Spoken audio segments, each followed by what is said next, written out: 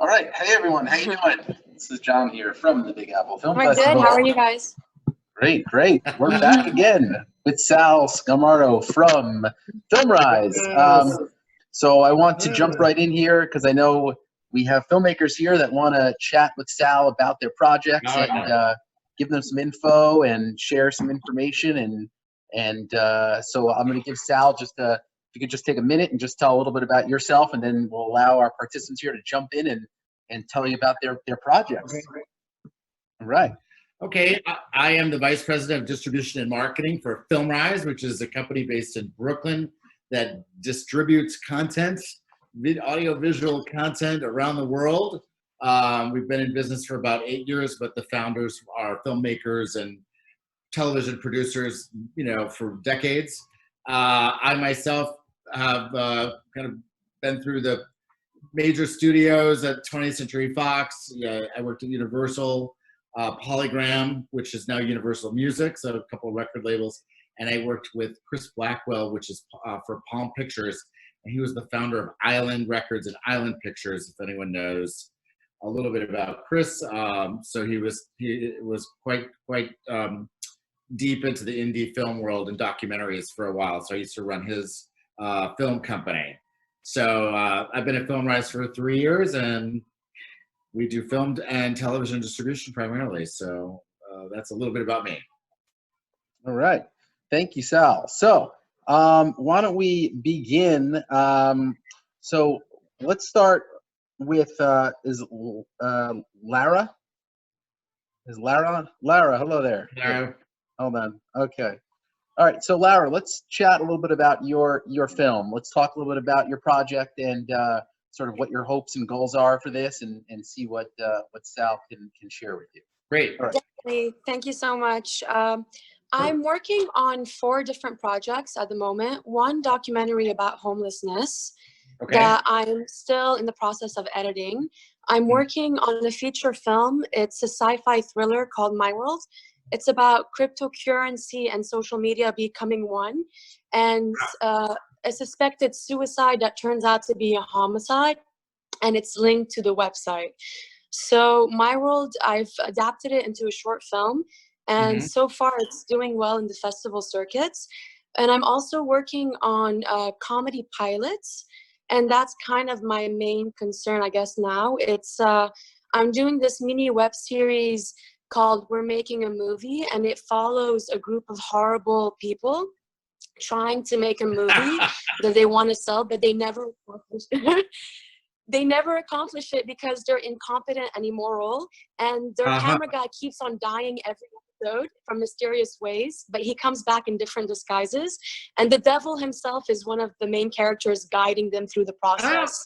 So it's sounds just like the entertainment business. Okay, great. And I've adapted, so I wrote 2 scripts. I'm adapting 6 of them. I've already finished the pilot and the 2nd episode, and I just wanted to know how could I get it distributed, or what path should I take when I've finished it all together?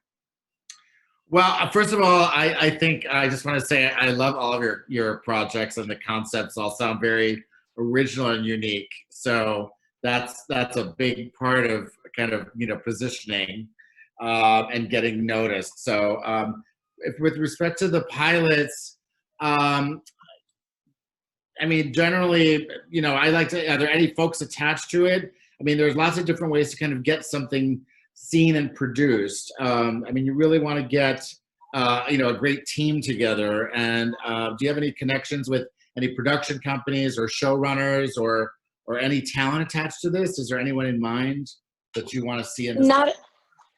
Not as of yet, sorry. Okay. I mean, that's one way to kind of get something, fast-tracked, is if you can get some talent attached to a story, and maybe, if you're comfortable with sharing the script or sharing the concept, you can always have people sign non-disclosures and so forth to read it, maybe get some agents and stuff to take a look at it.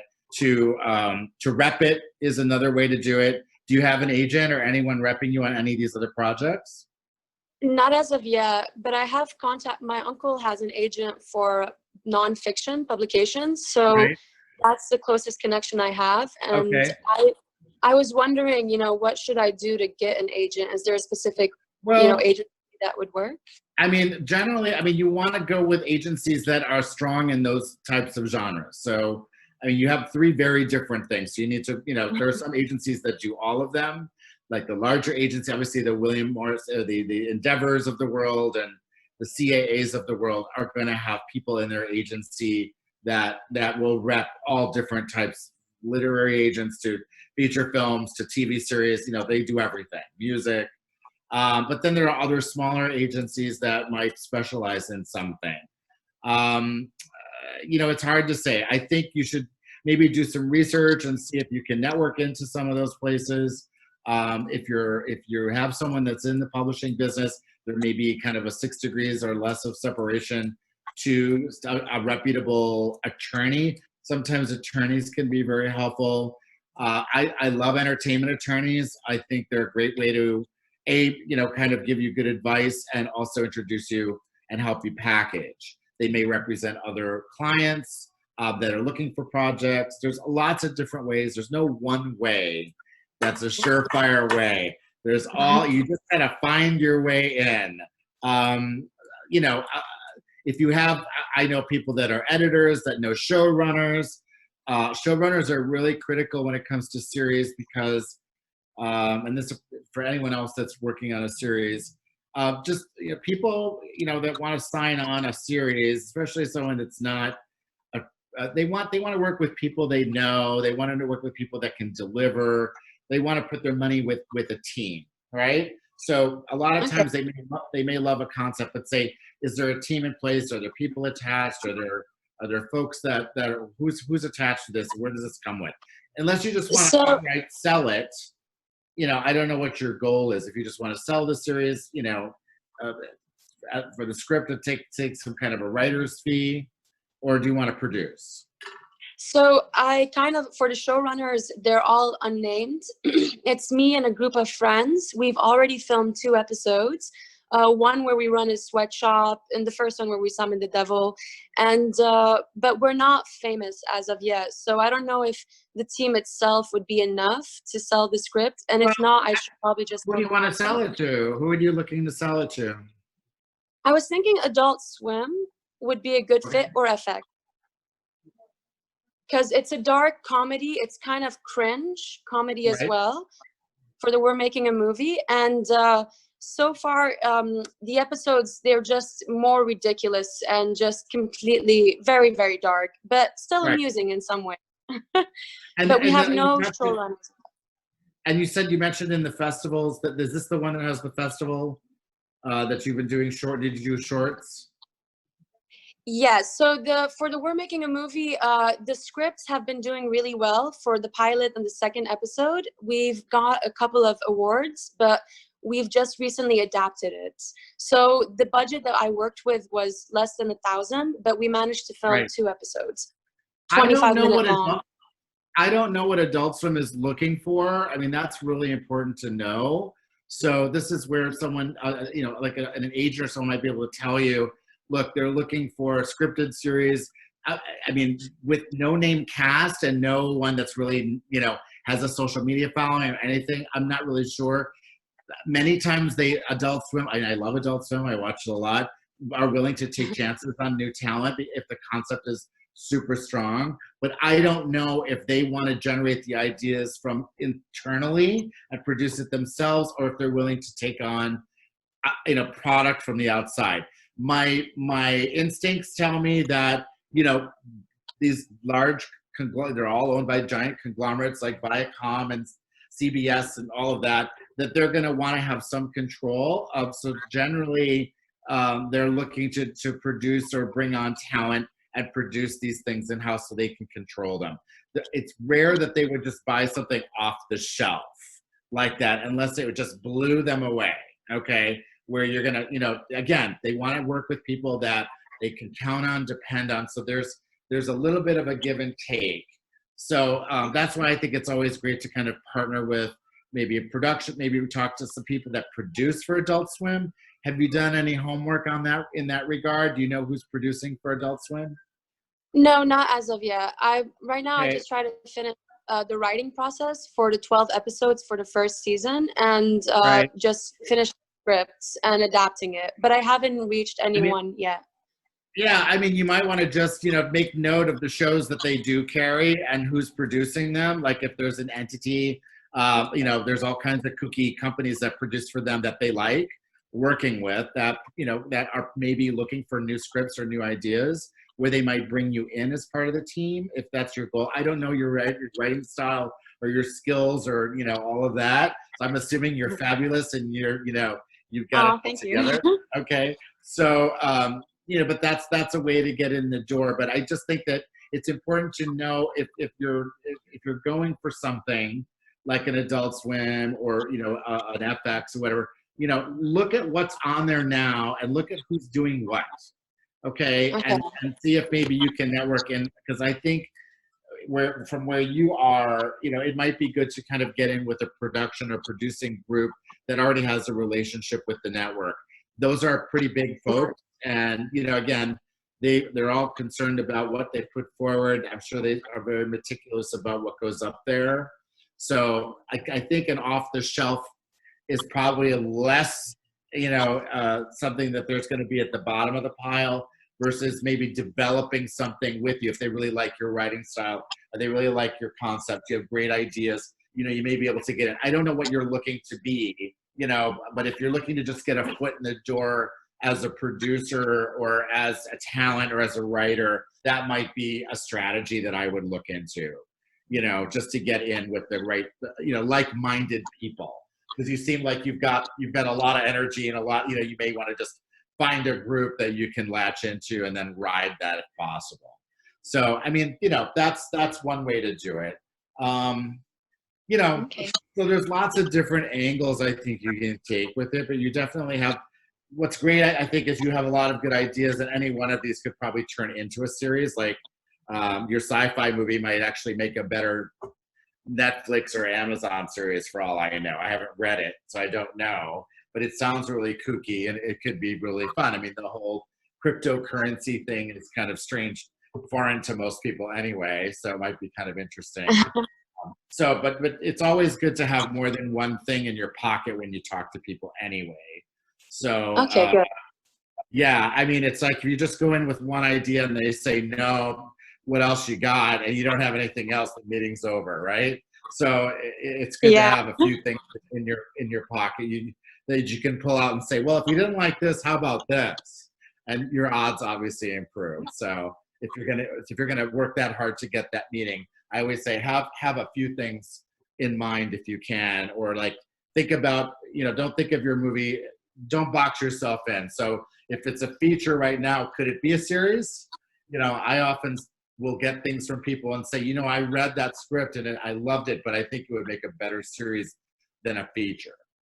Have you thought about that? And they'll say, oh yeah, I kind of thought about it. And I said, well, what about if you broke it up and did it this way? And then the wheels start to turn, things like that. So does that help you? Is that helpful? Yeah, I think it's very helpful, and I think it was beautifully said. I should just do a little bit more research to see the production companies are related with Adult Swim and FX, and then should I have show Bibles before I go to them, or should I wait until then?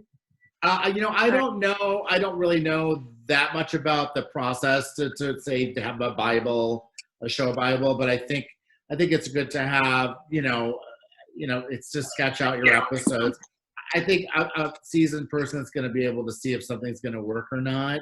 And they're going to tell from your writing style or from your shorts or clips if there's something there that they want to explore further with you. So, I don't know if you need to spend that much time, especially if you're getting good response. I mean, do you have when you say good response, what does that mean? You've won a couple of awards. Yeah. What else? Yeah. So generally, the scripts I'm winning awards for them, and I'm also getting selected and making it to the finals. Okay. But as of yet, since with Corona, we're not able to attend those festivals, so I won't be able to meet with acquisitions teams there. Right. Which is what you recommended last time as a good strategy. Yeah. Yeah. Well, we'll get back to that eventually, and then we'll see. You know, they're Okay. I don't know if it's going to be the jam, you know, the party scene like it used to be, at least for a while until there's a cure or vaccine or something. But I think people are definitely need to engage like we are right now. So I think the festivals will find a way to put people together because they need to do that. And I think, you know, there's obviously we need to keep the pipeline moving along. There's lots of challenges right now in production. I mean, insurance, how do we shoot? Do we need to self-quarantine for 2 weeks with the whole cast?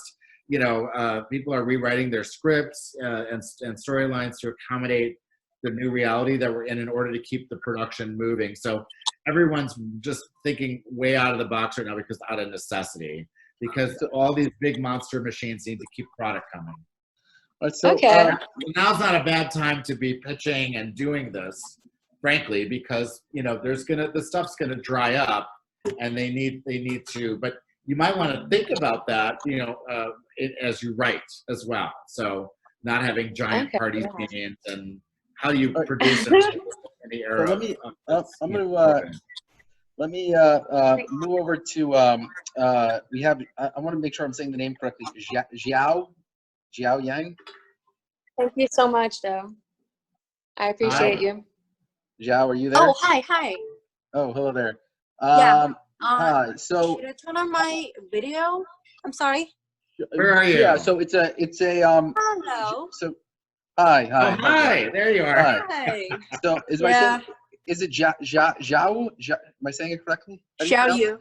Zhao Yu. Okay. So Zhao Yu has so her film is an immigrant story about a young girl in New York working on becoming a Broadway actress, Broadway star, and in the meantime, I guess she's dealing with some trials and tribulations along the way. So if you want to go ahead and share more about it, got it. Well, did you watch Bombshell? Did you watch Bombshell last night? I'm sorry, just Broadway. Was the Smash reunion? Just go ahead. I'm sorry. okay, cool. So the short film, I want to get some advice from you as a musical, and the story, it starts from Manhattan. So this girl in my story, she is from Mexican, and she tried to survive. So she's working as a delivery girl in Chinatown. Mm-hmm. So her boss is a Chinese woman, and there is a chef in the restaurant. So she kind of she balanced her work between like the audition and working, but she felt like for years.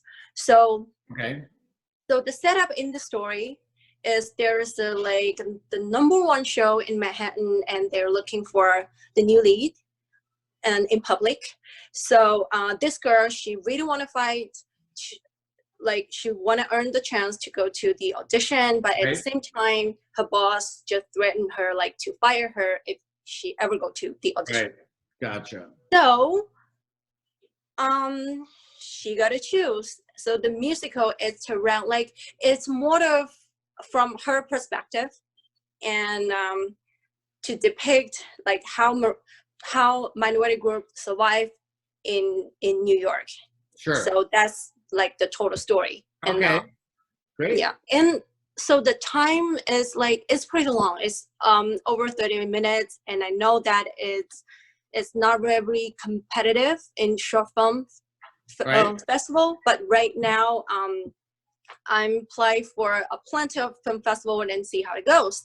So I just want to get some advice from you, which platform I should go for if I try to sell this film. Well, all right. I mean, you're trying to establish I would say let's talk about what your goals are, right? A little bit. So this is is this your first film, or have you done other things before this? I've done a few things, and right now I'm working on a documentary. It's about the Asian American women, and my subject included the last princess of China. Now she's living in New Jersey, and another woman, she's a businesswoman, and she found out her first son became a transgender. Her second daughter became a lesbian, and now she's waiting for her third child. Right. And Okay. it's kind of like, yeah. That sounds good. So your goal is I want to be a filmmaker. You want to be a filmmaker as a producer. Okay, just in your role. As a director. As the director. Okay, I just want to be, because some people wear more than one hat. Some people want it. So your goal is to really kind of get this. Do you have the money to do this 30-minute, or do you need to raise the money to do it? You mean the musical? Yeah, the musical. That's what we're talking about, right? I've done it. So I complete the short film. Oh, okay. Yeah. So now I just so now it's went for the film festival and see how. Gotcha. Okay, now I understand. I'm sorry, I can't hear you here. I'm sorry. Oh, I said now I understand what state it's in. I didn't understand that it was already completed. I mean, I think, in terms of your budget and what you're trying to sell, I mean, shorts are generally, hard to sell. There is a market for it in festivals. I think a lot of time the goal is, with shorts in particular, is to try and establish a director, his name and reputation. I once hired a director that was an up-and-coming director, and he had done a lot of commercial music videos and shorts.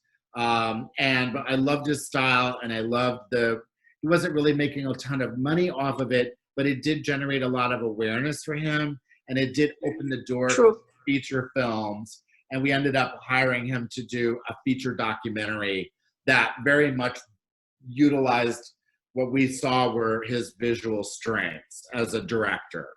And we felt like he had the sensibility. So that was his goal. His goal was to establish himself as a director. I think he obviously needs to make a living.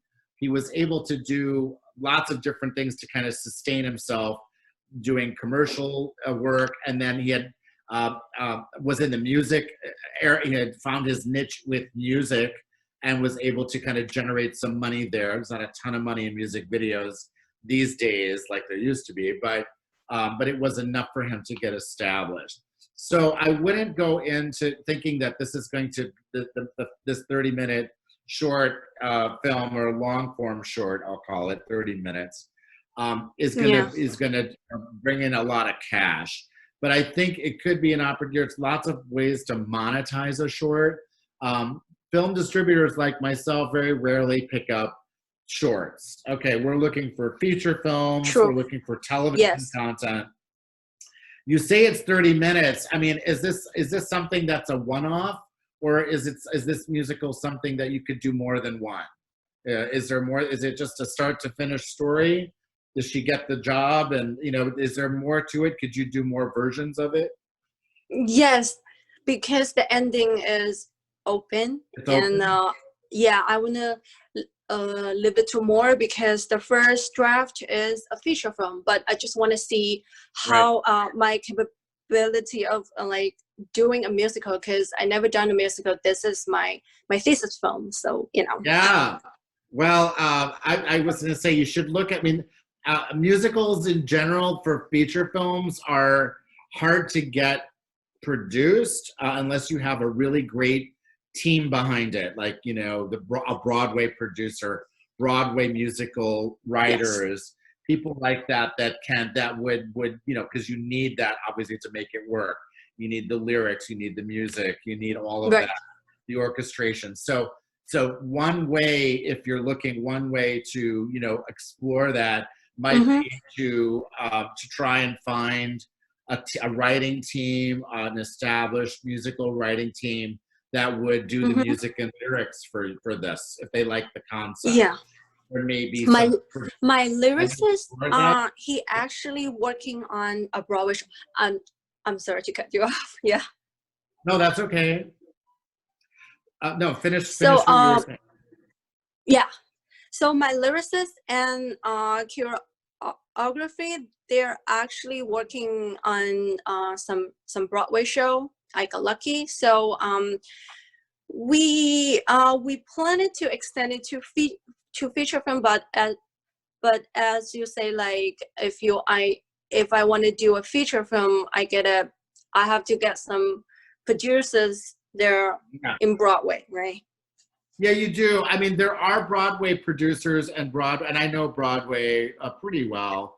I've worked with people who have financed Broadway shows that have also financed financed feature films. They generally don't. I mean, some of them have been musicals. I mean, they're usually very high profile people that can greenlight, a feature film musical. I mean, we just had Smash. I don't know if you saw the Smash reunion last night. They rebroadcast. It was a Broadway. It was a television series based on fictional Broadway show about Marilyn Monroe. So you should check out Smash. It was on NBC for 2 years, and that was a series that was originally intended for Showtime because it had a lot of sex and it had a lot of kind of behind the scenes.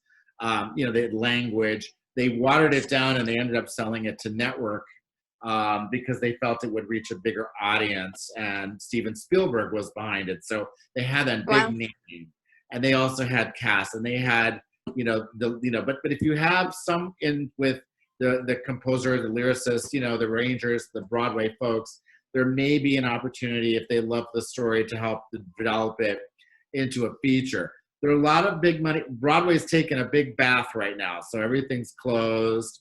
I don't know if the wallets are open right now, but it will come back. And there's always a lot of money. But there are some Broadway producers that have done feature films, and I'm trying to remember the name of a couple of them that have done a lot of movies that might like the concept and say, oh, this would be great for this actress. It might not be the version that you've produced. They might take the idea and co-op it into a bigger, full-length feature, 90-minute feature film. The other thing I think you should be open to is doing it as an episodic series, and think about that and how that might look as maybe 8 to 10 episodes. Generally, Amazon, if they like 8 to 10 episodes, usually around 45 minutes. At least 45 minutes to maybe just under an hour each, that you can kind of binge watch, and then you can take people through a little bit of a longer storyline with that. So you might want to think about those two things, and you can use your short as kind of your calling card to sell it in. Okay, so like to give people a taste or a flavor for what it might be, right? But you have to stay open to, if you want things to work, you have to operate in the real world, which is, if you want the money and you want the distribution, people are looking for star power. They're looking for reliability, names. They're looking for who's behind it. What are you bringing to the table? If you want to direct, if they would allow you to direct, that's a tough thing. You might have to work your way up towards. But I think you've got an interesting concept that's very timely, and there's certainly a growing market for work like this. So it could be really fun, and we could all use a little music right now. It's important to kind of see what's on everyone's mind right now, and when you go in and pitch, to be mindful of what's going on around us. And I know programmers and people who look to greenlight things want to tap into that, because it really helps sell something. I'm sorry, just one question. So in terms of the pitch, like you mentioned about the Amazon, should I just go for them, or there's a seminar that I can went to, or like which platform should I go for it? Yeah, Amazon, I think you might. Have you looked into Sundance? Have you looked into the festival programs? Gotcha. Have you looked into the Sundance Institute? Look at all the it's incubators. just open. Yeah. There's a lot of incubators that can open doors for you as a director. Gotcha. So I would really look into those kinds of things and sign up for them and submit your work and see if you're accepted into the program.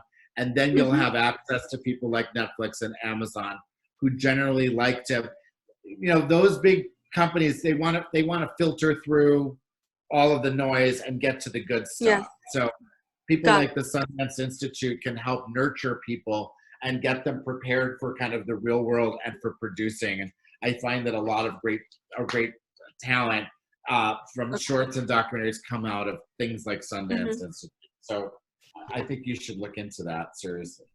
Okay. So thank you so much. You're welcome. My pleasure. Good stuff. So I want to move on to a filmmaker that was at Chinar Festival, Anna Fishbane, who's with us. Her film is Galaxy 360. Hi. Sort of a comedic sci-fi, takes place in the future where gender roles are reversed. So she can go ahead and take it away and tell you a little more about it. Okay. Okay, can go ahead. Okay. Hi. Hi. Can you hear me? Yes. Hi. Nice Hey. to see you. Nice Hi, to see you too. So great to have this. So yeah, thank you, Jonathan. Thanks. So my film screened at the Big Apple Film Festival. It was great, and I was one of the female filmmakers there featured. And I still am like tweaking the film, but it's like practically ready to go. I really wanted to ask you about distribution and domestic. It's a feature film, I should mention. It played at the Cannes Film Festival in 2019. It was featured on the cover of Rap magazine, and the basic plot. Yeah, it did like, it got write-ups. It got a write-up in filmfestivals.com, and part of the reason it's been held up, honestly, is just me, because I keep perfecting it or trying to perfect it. You have to let it go. Dear, don't sabotage yourself. I'm almost there. Like this week, I'm rendering it come, rain or shine. And the Big Apple Film Festival was so fantastic for me because, I got the audience response, and we had a lot of people, and I could tell, where it's working, where it's not working so well. But anyways, I should give you the basic pitch, and the basic pitch is women rule the world. Men, it's $21.95. Women rule the world. Men dream of getting married, and it takes place over a male beauty pageant. Oh, fabulous. Okay. All right. And it has musical numbers, like men performing, and we have lots of awesome commercials, like, how to get men to have perkier nipples. Oh, goodness. Okay. All right. Pavlovian diet pill. So it's very cheeky. It sounds very cheeky. Yes. It's all done in fun, It's obviously, cheeky and right? nasty. I can tell from the smile on your face. Yeah, it's all like nasty and in jest. I've now introduced something that wasn't there at the Big Apple Film Festival. I now have a commercial for a menstrual crown to celebrate the 5 days of blood for women's period. Okay. This film does not hold back, and there's like a lot of, like sexual innuendos without it being openly sexual. So like a lot of women, And it's not cringing, right? Okay. Yeah. So what were the reviews? I mean, you played it. You said it was at Cannes, and I didn't get too many. I got like featured, but I didn't get really reviewed, and I didn't bring in the reviewers because I didn't feel ready. You know what I'm saying? I wasn't ready for that. I'm much more ready for that now. And what was the audience reaction? I was packed. I had a huge, it was like a line going, outside into the hallway. And I came up to the guy at the end of the line. I was like, what are you here to see? And he goes, Galaxy 360. And my heart fell down into my, feet. But it was amazing. I had an amazing audience there. And, so I do have a sales agent currently. And so I'm actually, would like to connect with you. And once I'm ready to perhaps, send you and see if you guys might be interested. And who's your agent? I'm working with the Odyssey Media Group, Adam Grill. Do you know who they are? Okay. And how did you hook up with them? Did they find you at Cannes? He saw my film. I met him at an event, invited him to the Big Apple Film Festival event, saw the audience reaction, said we'd like to sign you. Great. There's nothing better than having an agent and see the audience reaction. So that's exactly. a good thing. Exactly. I mean, Yeah.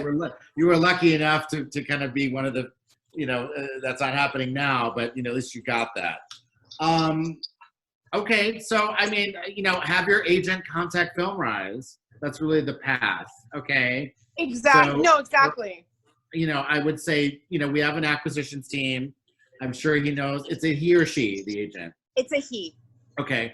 Have him call and or send us kind of the background on it, and then we'll take a look at it. I mean, it's as simple as that. It's really helpful to have an agent that's worked with film distributors. It's just you're in the right spot. It sounds like you've kind of done everything all right. I mean, it would have been good to have some PR while you were at Cannes, but if you didn't feel comfortable reviewing it, has it been cut down a lot since then? Is it shorter, longer? What did you do? It's honestly, it's about the same size. It's just more sci-fi. Like it's more, okay. It's more polished. Okay. Like it looks much better, and it has more polish, more sci-fi elements. It has like a robot ad, for futuristic things. It's cooler. What was your budget, if you don't mind me asking? When we talk privately, my agent. Oh, I'm sorry. Yes. Okay. We'll talk privately. That's fine.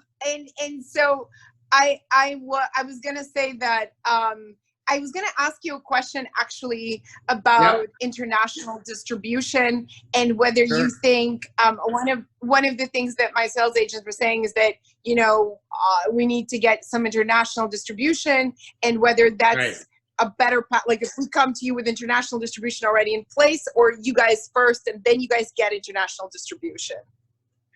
All of the above. I think, we definitely, I mean, if you're talking to US, really still drives a lot of international. So a lot of international distributors look to the US for what happens here, mainly from a publicity standpoint and just awareness, and who's distributing. So it's important to kind of carve out North America if you can.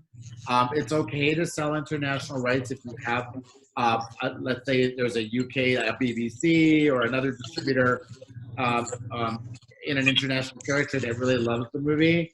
We're okay with all of that. We get films, carved up, but I wouldn't say anything. We've had films where we just take US and US territories. So it doesn't really matter. If it's helping you finance it by selling in international territory, that's okay. I mean, it's not a do or die if we don't have international. It sounds like the film might have international potential because it's kind of very visual, and you don't necessarily need to read a lot of subtitles, that kind of thing. It's right. Like a very fun movie that would play anywhere. I haven't seen it, so I don't know. And weirdly enough, I just got contacted by Chinese distributors, by a Chinese distribution company that either saw me at Cannes or know me from Cannes. I don't, and they said, can you send us the film? And like, I was like, I don't know how well this is going to translate. Yeah, I would try to get a U.S. distributor to pick it up first, and then if you can, and then if that distributor steps up and wants worldwide rights, which a lot of them will ask you for, that doesn't mean it's bad. I mean, it's like they're just going to rep your film, and you want to make sure they have the apparatus in place to get your film distributed around the world. So, a company like FilmRise, we self-distribute in a lot of international territories through Amazon and through other places. We do worldwide deals, with people like Netflix and so forth that we do business with all the time. So there's lots of ways to get your film distributed worldwide, and you don't necessarily have to chop it up territory by territory. It just depends on the concept. If it's something that people find entertaining, if they think there's an audience for it, is there anyone involved in the film that has a big social media following or anything like that? I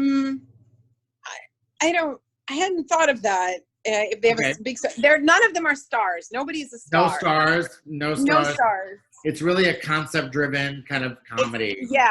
It's concept-driven, and I actually, didn't want to get stars involved. I wanted it to be the guys who are the the guys who are the contestants are almost like real people. Do you know what I mean? Right. Like, it's a genre. It's a fun genre. Is it suitable for all ages, or I don't want to get too deep, but is it like a PG-13 or is it not rated R? It's a PG-13. There's no nudity on there, but there's definitely sexual innuendo. So it's like, if you're an adult, you'll get it. If you're a kid, you won't. It kind of like that. It kind of feels like it might be some kind of cult potential, maybe. Yeah, yes. Okay. Possibly. Would you see it? If I went to Alamo Draft House and would they play it? Yeah, I don't know what that is. Oh, Alamo, they play a lot of great kind of genre crazy. It's like Rocky Horror Picture Show. Yes. Okay, you just answered. As a gender reversed world with a much bigger appeal to women. It's a giant appeal for women. Though the men laugh. Okay, so the Me Too movement will be very excited by this. Okay. Yes. No, there's no question. It's a big appeal to the Me Too movement because it does, like, women are like sexually harassing the men, but in a really funny way. So my advice to you is we could all use a little comedy right now. I'm in the market for comedy. A lot of people are in the market for comedy. We see depressing, horrible things all day. We're stuck at home right now. We're going to be here for a while. So I would say your timing is really great for something like this. And, it's all in the execution if it screens well and people enjoy it. I know. But, it definitely sounds like there could be kind of a few places for it. Whether it's a streaming service, it could also, and the fact that it's PG-13 opens up a lot of these other platforms that are AVOD. I don't know if you've ever seen like Pluto or Tubi or Zumo, those kinds of channels that are emerging, and they're becoming very big powerhouses in their own. That's more advertiser-supported stuff. So I would try to shoot for maybe more of the initial. You think it would play in festivals well? Yeah, but I'm not. I stopped doing that. Like after I went back to the drawing, I didn't want to do it anymore. I had Fan and Big Apple. I felt like, I was like, I'm good now. All right. So, but yeah, I think that. So next steps would be, for you, next steps would be talk to your agent, tell him you spoke to FilmRise, that it's a possibility to please contact our acquisitions, and we'll get a screener and take a look. If it's at that And can I say that you and I connected through here? You can. Absolutely. Anyone here can say that, of course. Yeah. We're being recorded. So that's fine. You can't deny it anymore. Obviously, I'm sorry, but obviously I can't make any promises that it would go anywhere. I know. It's, I know. But I wouldn't say that only because I like the concept and I think it could work right now. So, but there's obviously a team of people that need to look at it and see if it makes sense. And I don't know what you're looking for either. So your agent will tell us that. So let your agent do his job, right? Make your agent work for the commission, right? So Sal, let me move on to, we have Gia Wirtz with us. Gia, you are, I'll unmute you here. I think I'm unmuted. Can you hear me? Yeah, hi, Gia. Hi, how are you? Hi, very wave. So hi, there you are. Hello. So Gia's, hi, guys. Screens here. Okay. Gia's film is focusing on the criminal justice system. A high school student that was convicted of rape and murder of another high school student. Okay. It's called Conviction. So Gia, if you want to talk a little bit about the film. Tell me. Sure, yeah.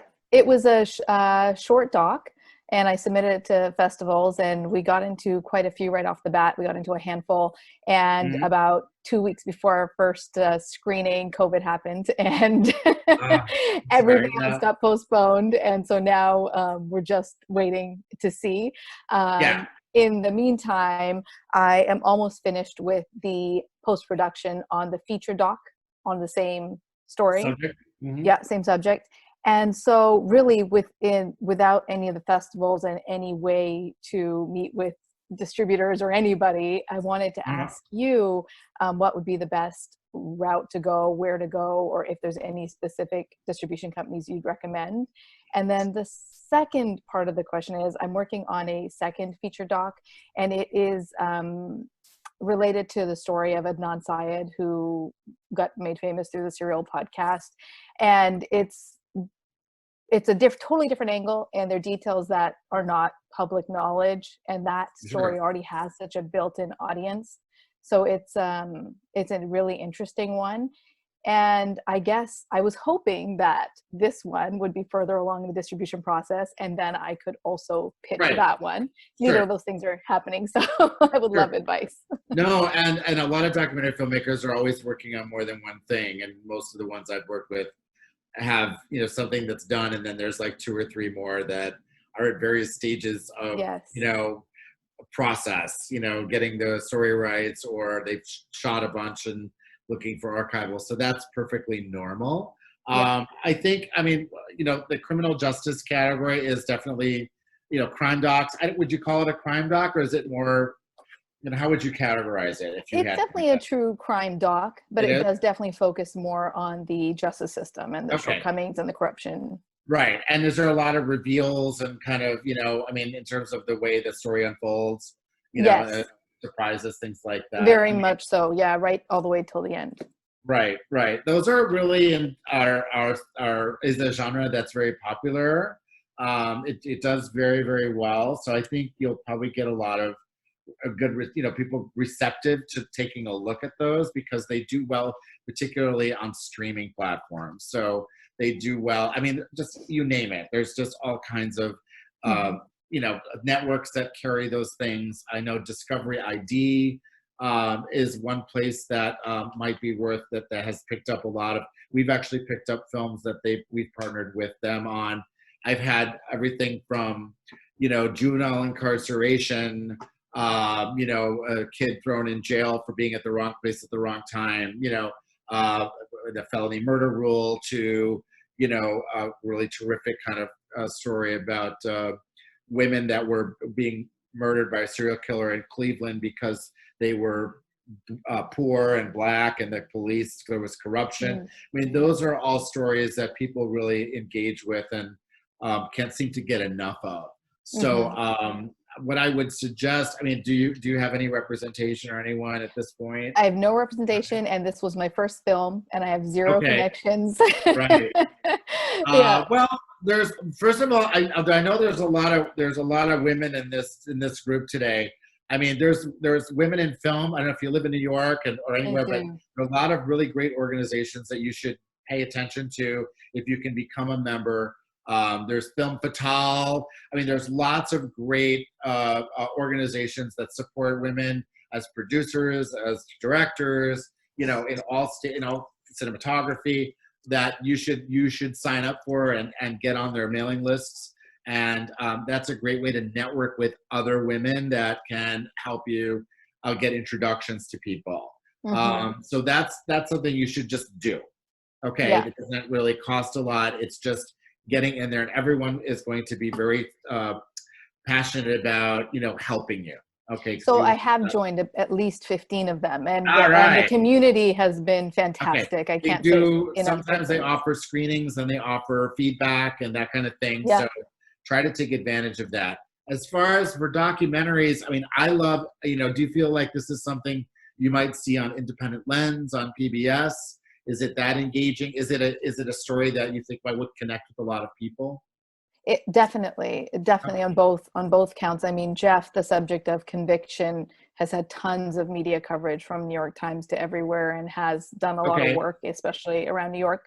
And the second one, you know, is a serial story, so it's got a following and a half. I'm sure you have a lot of organizations and such that maybe helped you produce the film or are interested in supporting you in some way. We actually did it with just a group of us, with no support from anyone or anything. So now I'm just looking to reach out to maybe organizations. We're thinking of doing an impact campaign and reaching out to organizations. Should. I mean, any distributor like FilmRise is going to want that. I think, you know, any relationships that you can make, you can do screenings for those people. You can do talks with those people to help build word of mouth for that. So that's something that is very valuable to have in your back pocket. So I know there's criminal justice advocacy groups, and very well funded too, by the way, that have you know, members all over the country, lawyers, you know, advocates, things like that, that do a lot of work that want these stories told. So that's, but I would even explore, there are programs where you can submit films like POV, and if you on PBS, have you looked into any of that? I have, yeah. Okay, and what have you found, or what if anything? I've only gotten as far as compiling a list of all the ones that I may submit to, and I actually, because I didn't know which route to go, I didn't submit anywhere yet. Yeah, I mean, I think, you know, obviously getting a POV or Indie Lens or something like that, they're very good at nurturing and bringing in new talent. You don't necessarily have to be an established filmmaker. You can be a first. That's their mission, is to look for these stories and present them. So I think you can certainly apply. I know there's certain times of the year where they take submissions in addition to continuing to do the festival thing. Festivals are always, after their COVID situation isn't going to last forever. This will pass. You should continue to pursue festivals, because that festival cred is definitely going to help. You know, if you get even just official selection, or if you get placement in some of them, however they decide they're going to screen these movies, they're going to get shown. Okay, this can't go on forever. Festivals need to survive. They're going to need to connect with the industry. So it's definitely something you should not just let it go. You know, you're going to go after Sundance, go after South by, go after, you know, if they're accepting submissions, they're all rethinking like how they're going to do their festivals, but, you know, they're going to figure it out. Okay. Everyone's trying to figure it out. I was on the phone with the Academy of Motion Picture Arts and Sciences about, you know, and they're all just saying, just work, you know, this is a crazy time. We're all just going to try and figure this out, you know, and that's the message they're sending to filmmakers. So that's the attitude. So I think I like your concept. So I think it could be, there could be something there. You know, if you're in the right genre at the right time. Those kinds of shows do great on Amazon. They do great on Hulu. They do great on, you know, a lot of the Netflix, you know, really made, you know, a big splash with the genre. More in the series. They do one-offs. They're not taking a lot of one-offs right now because they're so invested in series. So you're going to see this kind of hot and cold thing with people buying single documentaries. But if it's really powerful and really strong, and there's a great audience reaction, or that programmers feel like it's something the audiences will connect with, and it's well done, and, you know, it has all the technical things that a good documentary needs to get distributed, then you'll probably get, you know, a warm reception. When you said that, like FilmRise would look for, if we have partnerships with, let's say, Innocence Projects, organizations, or whoever, what exactly would you be looking for? Is like their buy-in, or their feedback on the film, or what is it that would? I mean, I think whenever a documentary film comes with existing relations, it's really more the relationship. So if you have a relationship with those organizations and they've lent some support to the film in some way, so, you know, whether they're actually interviewed in the film, or they're supporting the film in some fashion and to help generating awareness, or maybe a commitment to, you know, they love the story, and if it gets distributed, they'll support the film. Their social media reach, I mean, organizations have a very powerful marketing tool when it comes to most movies, but particularly documentaries that are, you know, kind of this genre. So when it comes to, I just did a film on sexual abuse. It was on Indie Lens last week on the 11th. It was called Rewind. It's a very difficult story. A boy, you know, confronts his, you know, sexual abuse by he made a documentary about it, and he found all these home movies that his father had shot and strung the story back together. It was very cathartic and all of that, but it was something that got picked up by Indie Lens. And there were a lot of organizations that he had built relationships with along the way that he then brought to us and said, look, I've got these 20 organizations that I've developed relationships with through this film, through the 10 years that it took him to make. And I can call these guys and we can get them to support this when it comes out on video, and, you know, and they'll put a social media post or something on Facebook or something on Twitter, you know, and that's currency. Those are things that are going to help your distributor sell in the picture and get the word out and get the conversation going. Because you have a film that I think lends itself to a lot of the conversation. The one good thing about Zoom and what we're living in now is there's a lot more conversation going virtually that's honestly better than a Q&A in a theater. So we're finding that we're doing tons of virtual cinema screenings with movie theaters all across the country that are closed, but they're doing virtual. So the Coolidge in Boston or the Lemley in LA, you know, the indie and art house theaters that they want to keep their audiences engaged. So they'll do a virtual screening at home using a link, and then they'll do a Q&A live with the filmmakers. And it's just to keep things going and getting the conversation. So it sounds like your film might generate a lot of that kind of chat. So yeah, we've done a couple of those so far with Greenwich International. And I would try to do some more of those. And, you know, again, you know, I wouldn't be surprised. Try to submit it, get it, see if you can get it accepted into some festivals, you know, whatever they are. We're already, we so far had a 50% acceptance rate. We've got into the first 5 out of 10 we applied to. And we're which ones did you get in? Can you say? Oh, yeah, we got into New Filmmakers New York. We applied to Big Apple as well, so I think the notification date hasn't come up yet. Don't forget Big Apple. Greenwich International. Doc NYC. Doc NYC. I don't know if we applied to that one. I'm going to have to check. I don't know if the date had passed or not. But I will check, but that's not one of the first 5. Okay. That's a good one. There's obviously there's ones on the West Coast too, and there's the new ones in New York. But there's definitely some good doc. There's, you know, obviously hot docs or whatever in Canada, Toronto. I mean, there's definite ones that resonate that you know agents pay attention to. So you know, where you're going to have agents. There are definitely documentary agents that you could talk to. That rep films like this, and you might want to talk to Submarine. I always bring up Submarine because they're just like doc crazy, and they've done work with Netflix and so forth. But if they really like it, they might say we'll pick it up. There's also attorneys. Cinetic is another one that always comes to mind. They definitely deliver a lot of docs. It's Cinetic, CINETIC, and they all have different deals and terms and all of that, so you have to just be very careful about what you agree to with these people in terms of the percentages and things they take, but they can put you on the map, you know, if they really like a doc. But it's like I said, it's a genre that can be monetized. Okay, that's really helpful. Thank you so much. Is that helpful? Okay, good. Yeah, very, very much so. All right, excellent. Who's next? And we'll move on to Mike Meir. Mike, how you doing? Good. Oh, hey, Mike. You want to sit there, Mike? How are you? Let's see if I can Okay, I think I'm unmuted. Good evening. There you go. So Mike is an author. He wrote a book called Join With Me, and now he's adapting it into a screenplay, which he is entering into contest at the moment. So Mike, you can go ahead. All right. Good evening, everybody.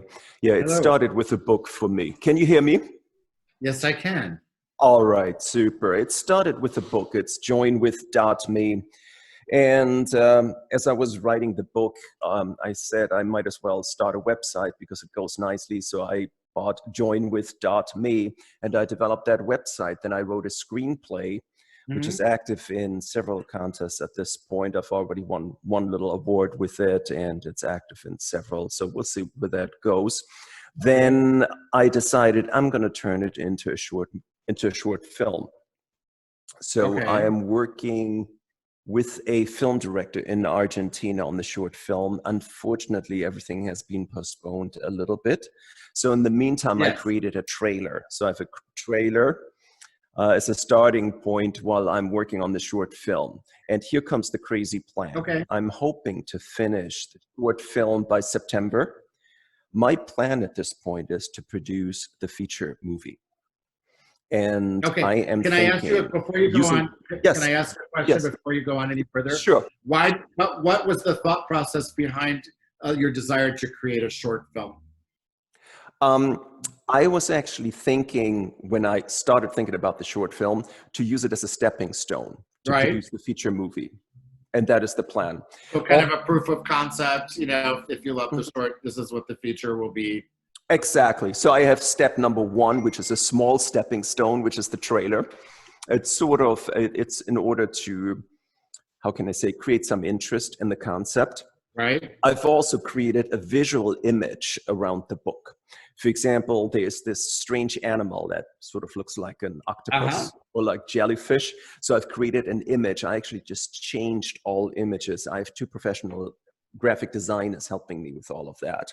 Okay. So I've created an image that goes with it. It's not just the websites that match, it's also the images. But the idea is to use the short film then as a stepping stone. There is another thing, because I'm working with the director in Argentina. I used to live in Argentina, so I'm very comfortable with the country. And producing a feature movie, well, it's infinitely cheaper. You see, I'm paying for the short movie. I can do this on a very limited budget in Argentina. And have top talent in Argentina, especially if it comes to computer animation, which is crucial because it's sci-fi dystopian. There's a lot of animation. Okay, got it. Yeah, we have a super duper computer animation guy. He has done fabulous things. So I'm hoping that he will come through for me, but I don't know yet. We're still in pre-production in Argentina. They're starting actually this week on the initial computer animation. And I hope that the computer animation will do the trick. But yes, the plan is to use this as a stepping stone. So my question, I'm sorry. What's your question? Yes. Basically, how can I use this feature, this short film? Let's say I have it finished by September. To use it as a stepping stone. Well, I mean, there's a lot of different ways you can do that. I mean, obviously, social media is a great way to kind of get things out. It sounds, I mean, I'm loving that. I mean, first of all, animation is probably the one thing that you can still do, right? You just need a computer in a room by yourself with an animator, so there's no production issues. So that's good news. There's just, I mean, there's computer animation included in the movie, but no, I mean, it requires real people. Has anything been shot with any real people yet, or is that what you need to do still? I have, you see, there's an avatar, and the avatar has been done, and I'm using it actually on my website because I set the website up as if it is the website of the bad guys with the avatar. So the avatar exists, yes. Okay, and I mean, I would try to, you know, kind of develop maybe a marketing plan for this that utilize, it sounds incredibly visual, and I'm really kind of trying to visualize it from your description, but, you know, assuming that the animation is terrific, and you've got an interesting kind of, I like that you're thinking this all the way through with the website, kind of, you know, creating this world, so to speak, online. So the video that you're creating is going to support that. So, but you're going to want to maybe build a community around that. So who would you say is the target audience for this? Well, anybody who loves dystopian sci-fi stories. I think it's mostly males between 15 and 40. Okay. I'm sorry you keep hearing this dinging with the texting. Hold on a sec. I'm going to try and turn this off. Okay. Let's see if that works. Okay, sorry about that. Yes, I mean, there's certainly a huge audience for that. Is it like a Comic-Con type of audience? I mean, there's lots of communities that you can tap into to kind of, you know, get people excited about something like this where you're going to create some buzz.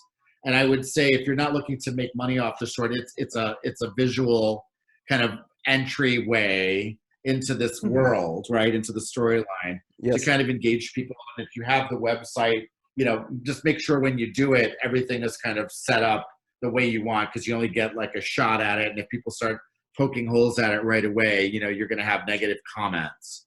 So you want to be very careful about when you pull the trigger on things like that. So, but it sounds to me like you're very, you know, you've got it well thought out, and whatever happens will be well done. So before it goes out. So, you know, I would try to target, you know, build a marketing plan around the community that you think is going to support this and get some buzz going and anticipation going for this. And In terms of the feature film, do you have any relationships that you can tap into if it should take off, or? Unfortunately, I don't. I don't. I was actually thinking of going to the American film market in November if it takes place. Okay. That and was just one kind idea. of stopping it that way, and just introducing yourself. Is that? Yeah. Yes. That's not a bad idea if you can get some meetings. I'm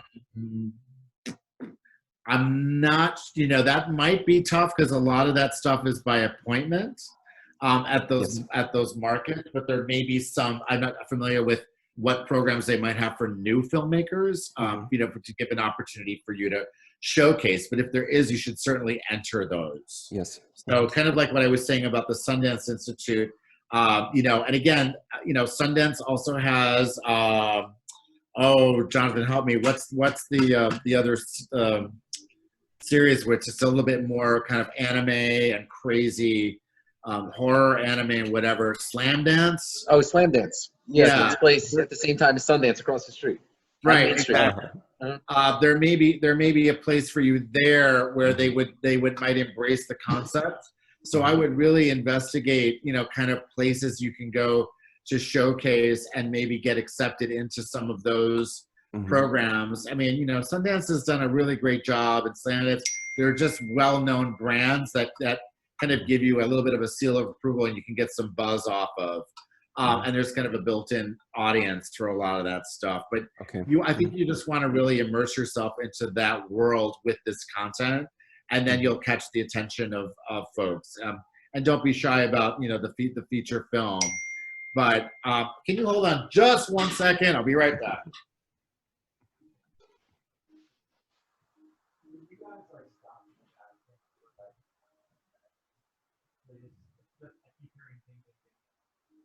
Sorry. Okay, sorry about that.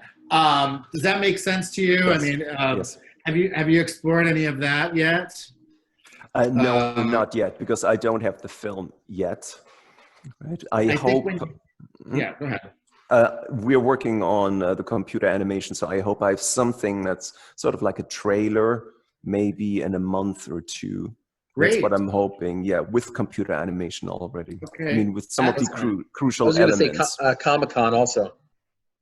Comic-Con is great. I think, there's East Coast and West Coast now, but because it sounds like there may be some licensing opportunities and some characters, that you're developing with this. Not having read it or looked at it, but it sounds like it could be very rich in that world. And that's a great genre right now. Yes. So it's just kind of exploding. So, but you need to establish yourself.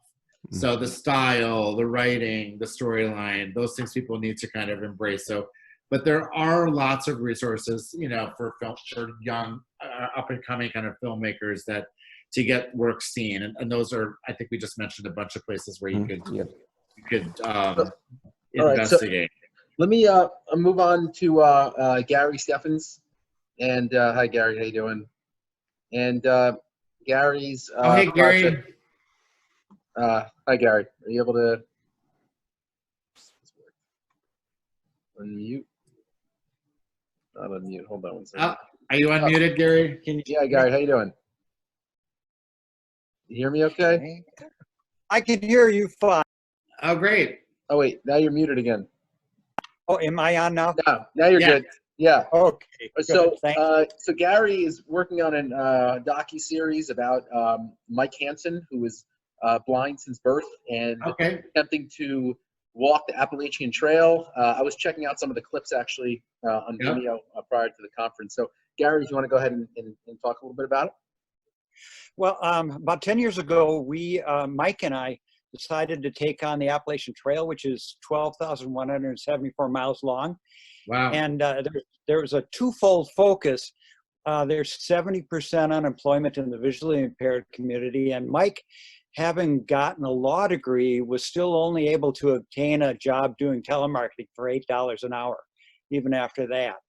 So we wanted to publicize that and hopefully open some doors. And the other thing too is I wanted to see if I could capture the Appalachian Trail experience, other hikers. There's a There's a tremendously positive, supportive culture of people who help hikers. There's magnificent scenery. There's some dangerous places. I wanted to see if I could capture the bigger picture of that. So basically, Mike and I started in March and went through to September. And I shot it trying to do my best to develop scenes and capture details so I could put it together to make it more look like a multiple camera shoot later on. Okay. I have about 8 hours completely finished. I am the only one doing this. Okay. I sent it to the Discovery Channel a few years ago, and they liked it, but eventually they passed. So my big concern now is I'm in the middle of Minnesota, and I don't know anyone. I just entered it in about 25 film festivals, and of course they all closed. Yes, they did. So my big concern is I don't know how to get out to these folks. I have a DVD of the first episode that's loaded with information and feedback and quotes, and I've been thinking I'll just send it out to places, but I don't know where I'll find those places to send it out to, and you know, who might be the best. I don't want to send it to people who aren't interested. I don't want to waste their time. So, you know, I guess I'm concerned. Yeah, you don't want to send. You're not gonna want to just blindly send it, you know, to distributors unsolicited, because they're not going to look at it. So it needs to be something that is presented in the proper way. So you say it's you have a 1 hour episode and it's intended to be an 8 hour series. Is that correct? So it's about 10 or 12 hours, and I have about 8 hours done now. Okay, so that's a lot of hours, but it's definitely a series that would need to go to a streaming service, right? So, you know, I'm thinking, yeah. Okay. I mean, I would highly recommend trying to get some representation for it. I mean, not seeing it, and it sounds fascinating, and I'm going to be engaged for all 9 hours. I mean, this is a long journey, right? So. Right, it is. Okay. I think the reason it's engaging for 9 hours is the challenges keep changing. And as the time goes on, it gets more and more difficult to keep going. And I fleshed it out with historical elements, some that I've shot with reactions, a lot of historical stuff that I researched, you know, found grand uncles of this or that historical person, I got them interviewed, tracked down things we encountered on the trail that were mysteries, and found the people involved. You know, so I didn't want it just to be about Mike and the trail and his experience. I wanted to have other hikers, a lot of folks with disabilities or special challenges, and a lot of women. Right. Let me just because we're limited in time, are there kind of cliffhangers and things that carry you from one to the next, you know, in terms of my interest level? Am I going to have my interest peaked? I need to see the next episode. I'm just curious if it sustains for that long. Yeah, well, I think it does, but the challenge is I haven't been able to show it that much to people all that period. I've had screenings of the first episode, and folks have really liked it, and I've gotten really good feedback. Right. And would it ever make I think you should definitely try to. You have a lot of material to try and go for the bigger thing. I think the thing to do is kind of what I had said earlier, is try and find those documentary representative people that rep for documentaries. Okay. And you know, they're easy to find. I mean, you want to go to an agent or that can help give you advice on how to package it for sale. I mean, I'm trying to think as a buyer, if I'm a buyer at Amazon or any one of these platforms or Netflix, that's interested in something like that. I without having seen the whole series, I'm just going to be concerned that that's going to carry for 9. But if it's well kind of laid out for me, you know, I don't know what you have in terms of materials, episode by episode, as to what's going to keep me going to sit through 9 hours of the series. then that's great. Then you just have to articulate that. So, because is it an expensive proposition? I mean, did you put a lot of money into this, or? No, it's been all my own time. I've dropped 5,000-6,000 on stock footage. I went back to the trail a couple of years ago with drones and got footage from different episodes. God bless. And so you don't need to recoup a lot. So it doesn't need to be like a super expensive sale, because it's all about delivery, because you need to have enough money to deliver the finished edited project. So you're going to probably have a really heavy editing budget, right? And you're going to have footage clearances, and you're going to have those issues if you go all 9 episodes, right? So if you're incorporating historical footage and things like that. Yeah, so far everything is buyout, including the music. Okay. Really? Okay. So, and is it worldwide?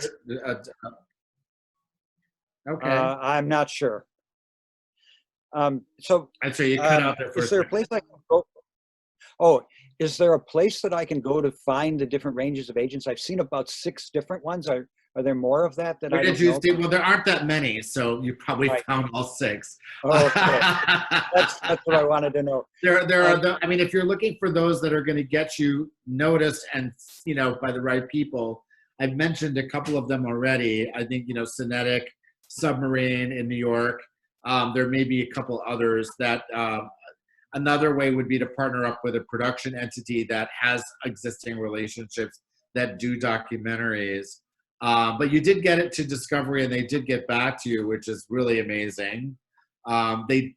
Discovery is the place where people go. Did they tell you why they passed on it? No, they didn't. I wish they would have.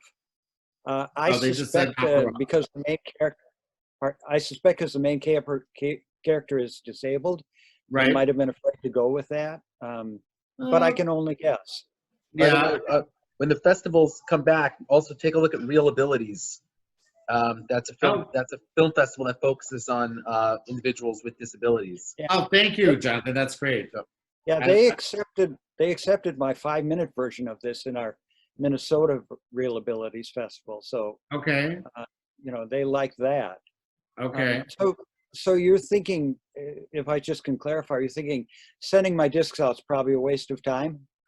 Yeah, I mean, I think I'm not going to say it's a waste of time, but a lot of distributors just don't accept unsolicited, submissions. They just go on the bottom of the pile. I don't know this person. I have no idea who I'm dealing with. You don't have an attorney. I mean, you really need to have someone kind of, that can rep you, so that I feel like I'm dealing with someone that I can, make a deal with. Okay, I don't know you. I've never worked with you. I don't know what you're capable of doing. So there's just a lot of question marks there in terms of like a good business decision. And a lot of it really comes down to that. You could have the best idea in the world, but if I'm not comfortable with, who I'm dealing with and the team and the people, that sometimes makes a big difference. So yeah. Sorry. Yeah. So just in the interest of time, I just want to move on. Okay. But yeah, Gary, I mean, if you want to email me, I can also send you some names. Yeah, of course, you can follow up with email questions. Yeah. I'm getting a little, turn on a light here. Hold on a second. Sure. Okay, go on. Okay. I can hear you. Okay, so we have Chantal Potter. Chantal, you, hello there. Hold on. Hi. Hi, Chantal. Can you hear me? I'm so patient. So Chantal, she's made a film called Balloon Man. I believe it's about your father. Is it Bill? Yeah, Bill Costin. about my dad. So from what I read, it was a feature documentary. Her father, I believe, was drafted initially to the Buffalo Bills, was injured, and ended up becoming a master balloon pilot. Cool. Now this is a feature documentary. So Chantal, go ahead. Yeah. So as he said, so my dad was drafted into the Bills in the 70s. So he played with like O.J. Simpson and Al Collins. And so he ended up getting cut and went to Connecticut. And one day somebody knocked on the door like, hey, do you want to start a balloon club? And he didn't even know what a hot air balloon was. Right. And since he's been flying for over 40 years, wow. And he's the first African-American hot air balloon pilot. Like I grew up ballooning. It's been my entire life. So I wanted to do this documentary to kind of introduce people to the world of ballooning. Yes. And, you know, we have stories for days, like the danger we've been in, the camaraderie, all of the good times. And so this is basically a journey of his life and how he got to where he is. And then he won an award, which is called the Ed Yost Master Pilot Award. And Ed Yost is the godfather. He invented the hot air balloon. So he won that award at 40 years for 40 years of safe flying. So it's kind of like an achievement award in the world of ballooning. And so, you know, I've been entering it into different festivals. We got into a handful of festivals thus far.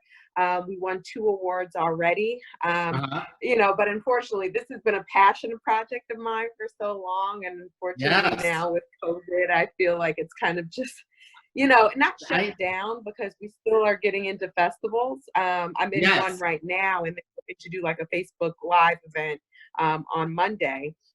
And so I guess thank you. My question is, I do have legal representation. She's been working with the project for as long as I've been doing it. So would that suffice to enter it in, you know, to look for distribution? Would my legal rep be able to do that, or do I need a sales agent? And then how do I go about finding a sales agent if my legal rep can't do it? I mean, I don't, is your legal rep an entertainment attorney? Yeah, absolutely. And she's, you know, she goes, yeah, they're in the entertainment space. She strictly does entertainment. Well, then it's not necessarily that you would need an agent necessarily if the person that's repping you has, you know, kind of relationships and places to go, because they can negotiate your deal basically. So an agent, you know, agents are packagers. They like to package things up and find opportunities. So I don't know who your attorney is, but if there are connections there, but it sounds like first of all, I love the concept. And by the way, I worked with NFL Films for 10 years. Oh, wow. Yes, I was the head of marketing for their films for 10 years. Okay. And so I know it well. So, you know, I've definitely been in contact with them. They are wonderful. And I was going to say, have you talked to them? Because what a great story. Okay. Yeah. Well, I'm sorry. Thank you. I'm sorry. Go ahead. No, you just cut out for a second. But I mean, I also think this is great PR opportunity for you. So I think the Facebook thing is great, just to build a little buzz and awareness. Additionally, do you have anyone doing PR for you? Oddly enough, my dad has a pretty big following, and he's the best PR person. But it's just his following. So it's not the entire world, but so many people that follow him are they're ready for the film. Like, they've been anticipating, he's been building this, you know, for as long as we've been shooting. And so everybody's asking, where can we see the film? When can we see it? So we're trying to, you know, I originally wanted to do a big premiere, but I'm thinking of doing that online now. And, you know, you spoke of earlier working with a theater doing a screening of some sort. Virtual screenings are good. I think the festivals are all doing virtual screenings, and there are other tools that you, especially if you have a big social media following, there is a platform called Gather, G-A-T-H-R. And Gather is really great at presenting films. You could do a one night only. They have something called Gather at Home now, because they had to pivot from movie theaters to the home environment, just like everyone else. Gather used to do on-demand theaters, on-demand screenings when you have a big social media following, where you can sell tickets and get people to go to a local theater and see a movie. So, but now they have Gather at Home. It sounds like you might be able to utilize that platform to get maybe with your dad, you could do a live Q&A right after, and it would all, you know, get people to come to your screening and do some kind of self-distribution that way, just to get things jump-started and get everybody talking about it and get a lot of kind of social media buzz. And then when that gets fired up, then you start hitting up distributors, you know, and kind of put the pedal to the metal. You know, again, try to develop a marketing strategy for your film. to sell it into the to the people like me, right? So and obviously you're here pitching it to me, so that's a good start. But I would have, if you want, you can have your attorney. I mean, I think it's a really solid idea, and it sounds visually like it's probably just beautiful to kind of be up in the sky. Are there lots of terrific kind of scenes, and you get to travel along on the balloon? Yeah, there's like a lot of aerial shots, and I even I hired an animator because there's certain things like crashes that that we've been in that I didn't have footage of, but I wanted people to see what we've been through. So there's a few scenes that have been animated as well. Yeah, but don't give up on the festivals. Like I say to everyone, it's like this will pass. It's going to queue up again, so you don't want to slack off just because of the virus. You want to keep it going, but you want to think of alternative ways to reach your audience if you want to sell it. But I would look into Gather. If you want to email, Jonathan, I'll send you the information on Gather at home. But it's a great platform. It doesn't really cost anything to do. They just take a percentage, but you can just fire up your socials and say, let's all watch this movie together, and then talk about it after, and then you can maybe get some folks to do the social, and that goes to Facebook and YouTube Live, so you can really fire up. If you have a good community to work with already, I would really leverage the crap out of the community as you can, and then get the buzz going so that the agents and the folks like me are going to say, have you heard about this film? I mean, also, press is always great. This kind of feels like it might be a really great feel-good visual story for a network. I mean, if I were doing the PR for your film, I would. Which you can. I'm not shy about saying. Yeah. I had a conversation with Netflix last week, and I've been talking to ESPN as well. Yeah, but it's me having this conversation. So I really wanted to. One thing that Netflix mentioned to me is they're like, okay, get into one of the bigger festivals. Yeah. Because I got into some pretty good festivals, but they're like, let us know when you get into one of the bigger ones, and then they want to see it. Festival cred is always a good thing. So if you can get selected by a couple of good festivals, it's going to help. And ESPN is a wonderful place to go, I think, now. So, Sal, I'm sorry, we're just running towards the end here. We have Sabrina Schneider. We have Sabrina Seidner, and Sam Sinelli. I just want to give them an opportunity just real quick. They could just. Okay. Well, thank you so much. I appreciate it. You're welcome. So, Sabrina, go ahead. Yeah, hey. Hi, hey. How are you, Salvatore? Good. Nice to see you. So basically, I created a short film, which I consider a proof of concept at this point for what I consider a TV series or an indie film into a TV series. And it's a dramedy about a screwed up grief support counselor, Dr. Dee Dee Daniels. Okay. And so the short I consider a proof of concept in terms of a longer piece, which I've written and submitted to the Writers Lab because I'm a member of NIWIFT. Oh, great. So the larger piece that I'm working on now that I'm starting to edit a little bit, and I did like a Zoom group with some friends to reading their parts, and so where I got to go into the backstories. So basically, she's a screwed up grief support counselor who was sued, and she lost the case because she overbilled and did some unethical things. And so now we find her at the beginning where she's trying to either regroup and move forward, or just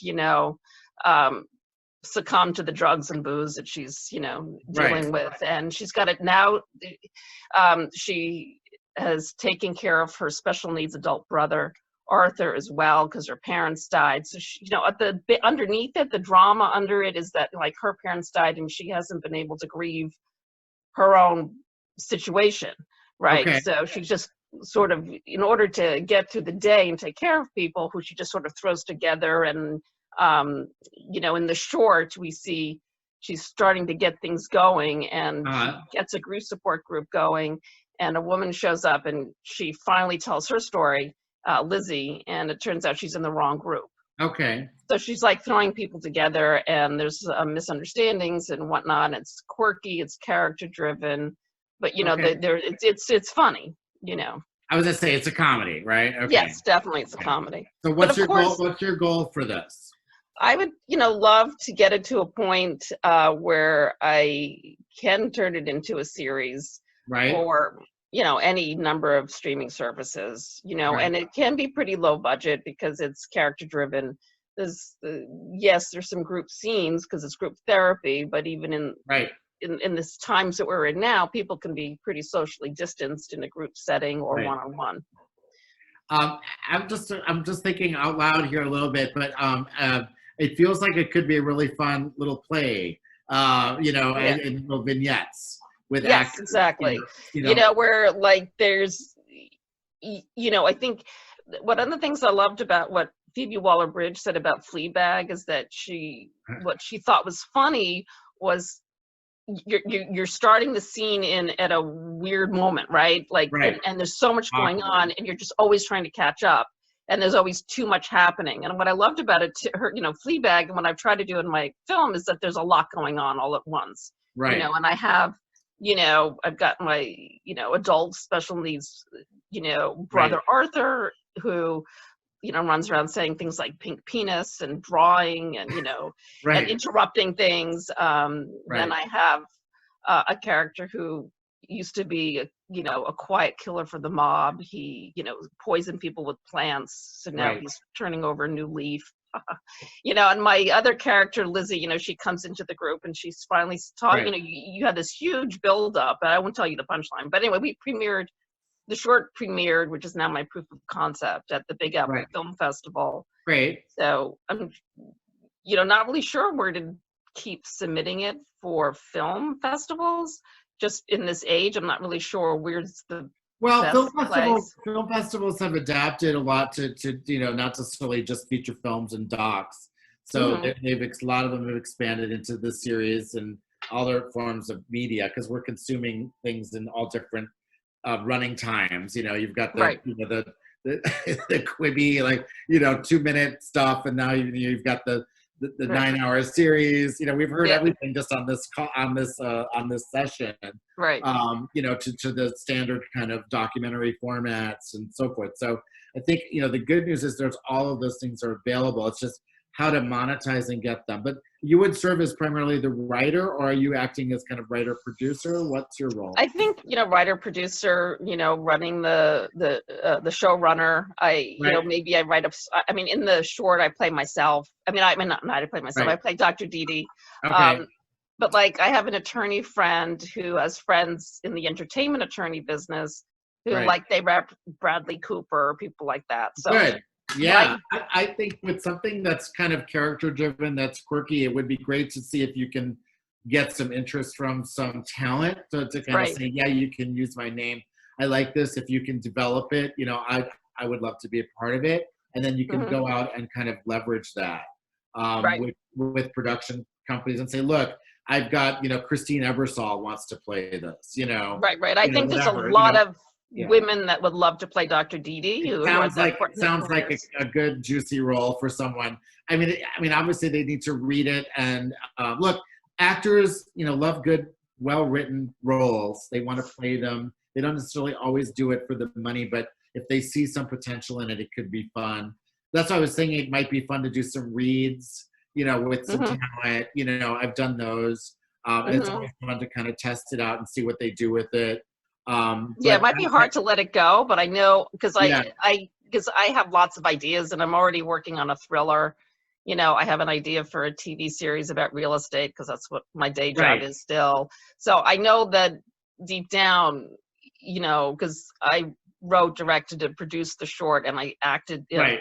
Didi. It was just too much, you know. I think it's important. I get this a lot, and it's hard for people. But if you have a great idea, you want it to get made, right?